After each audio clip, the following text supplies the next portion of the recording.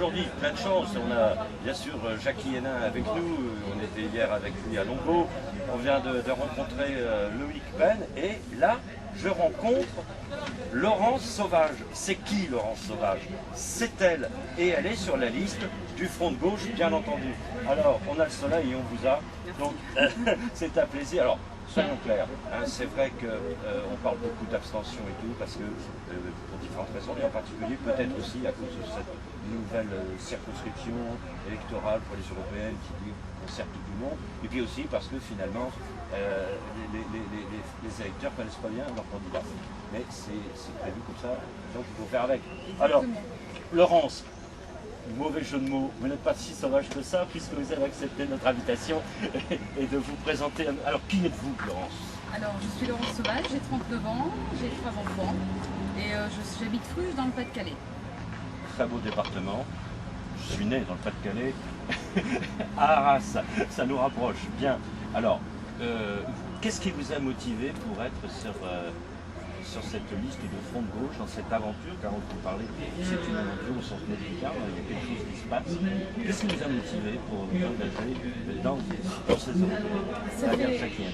Ça fait des années que je suis engagée syndicalement et j'ai subi ce qu'on appelle la délocalisation, mais interdépartementale, c'est-à-dire que notre laboratoire d'analyse de lait, oui, parce que précisez un petit peu, j'ai vu que vous étiez attaché commercial en produits d'entretien écologique. Tout à fait, voilà. Oui.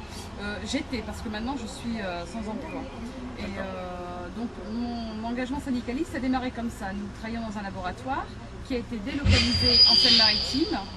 Et lorsque c'est arrivé, les salariés n'étaient pas prévenus. C'est-à-dire qu'on a vu arriver des messieurs en costume col blanc, ce qu'on appelle des cols blancs, qui disaient bah, ici on va faire une salle de classe, ici on va faire un bureau. Et les gens travaillaient, on n'était pas informés que le laboratoire allait fermer. Donc de là, je me suis dit on ne peut pas laisser faire ça, parce que ce n'est pas 15 salariés, mais c'est 15 familles qui vont se retrouver dans un état de précarité tel qu'il faut qu'on se bouge. Et donc je me suis syndiquée par rapport à ça.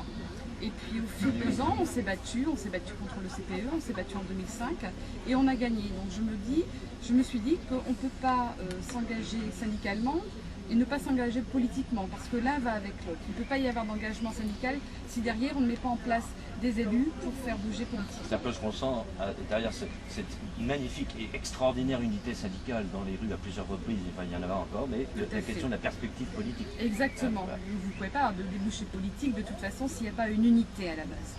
Alors, le syndicalisme, c'est une femme. Et alors c'est un atout supplémentaire, je veux dire, pour le mouvement, qu'une femme s'engage, parce que la place des femmes, on l'a beaucoup peut-être rêvé pendant un moment, c'est pas si facile que ça, la révolution politique. C'est pas très évident. C'est pas, voilà. Donc je disais, est-ce que aussi le fait d'être une femme, eh ben, ça vous motive aussi pour ces européennes? J'oserais dire oui, mais c'est pas la principale raison. Être une femme, ça apporte, c'est vrai que ça apporte beaucoup de choses, parce qu'on a un vécu différent d'un homme, ne serait-ce que par la vie de tous les jours déjà, donc on peut apporter d'autres idées. Je reprends l'exemple dans le traité de Lisbonne, dans le traité, les hommes ne parlent que très peu du droit à la vie qui est inscrit dans le traité de Lisbonne, au désavantage du droit à la contraception et à l'avortement. Une femme est plus sensible au niveau de ses causes, donc elle est plus à même de remporter ces directives qui vont de toute façon être applicables, parce que c'est dans le cadre des droits fondamentaux. Je veux dire, c'est quelque chose de très très important, et c'est vrai que les hommes pensent beaucoup à d'autres sujets, mais ces sujets-là, ça nous touche personnellement. Personnellement, je n'opine pas comme ça bêtement, parce que comme c'est mon métier, je suis praticien hospitalier et je m'occupe des problèmes de contraception. Je crois qu'en effet, je sens la nécessité de relancer la défense de la contraception, de l'information, du droit à l'IVG, du développement des centres de planification. Exactement. Et en matière d'Europe, uniformisé par le haut, le droit à l'IVG. Mais par le haut. Parce que là, en Europe, on est en train de reprendre une harmonisation par le bas. C'est-à-dire qu'on a dans tous les pays européens, vous avez des acquis sociaux qui sont avantageux pour le peuple, et on est en train de les supprimer pour mettre en place un moins-disant social, ce qu'on appelle le moins-disant social, c'est-à-dire ne plus droit à rien, sauf en échange de monnaie. C'est-à-dire que ces services qu'on mettait en place gratuitement pour les femmes, pour les hommes, disparaissent au fur et à mesure, et par contre, la concurrence libre et non faussée, ça va être monnayable, tout est monnayable. On est une Europe, tout est monnayable. Je suis désolée, il est temps de remettre l'humain au centre de l'Europe, et notamment dans les directives, reprendre un peu plus, écoutez un peu plus le peuple. Ah, écoutez un peu plus le peuple. Mais le peuple de base. Je pense que moi, je n'ai jamais adhéré à un parti politique avant d'adhérer au parti de gauche. Et si je le fais, c'est parce que j'ai envie qu'on entende les voix des femmes, et pas les voix des femmes qui ont un parti politique important, mais des gens du peuple, des gens comme moi qui se disent il est temps qu'on reprenne notre destin en main et qu'on se bouge. Alors dites-moi, nous sommes, les amis qui vont nous regarder sur le blog savent que nous sommes à la fête de la paix à Creil aujourd'hui. Et je vous ai écouté, on vous a vu tout à l'heure à la tribune au cours de ce débat sur la Palestine.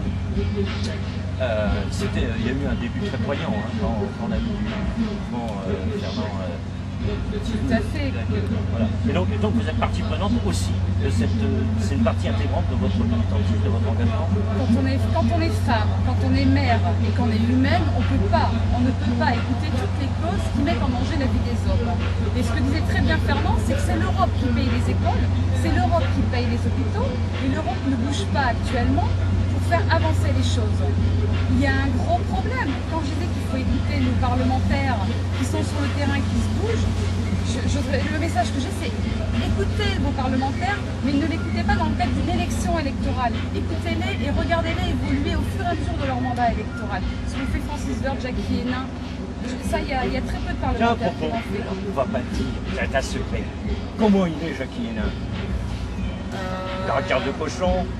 Non, j'ai été, je lui ai dit l'autre jour d'ailleurs que j'étais, enfin, je ne lui ai pas dit ouvertement, je lui ai dit que j'étais agréablement surprise de voir quelqu'un comme Jackie Hénin, parce que nous, qui ne sommes jamais impliqués dans des campagnes auparavant, on faisait toujours le parlementaire, c'est quelqu'un de hautain.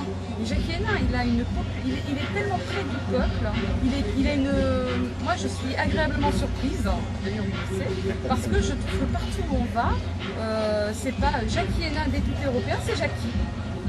Voilà, c'est Jackie. Et ça pour moi c'est quelque chose d'important. Qu'on n'arrive pas avec des salam alek en disant Monsieur Hénin. Pour moi c'est que justement il touche le peuple.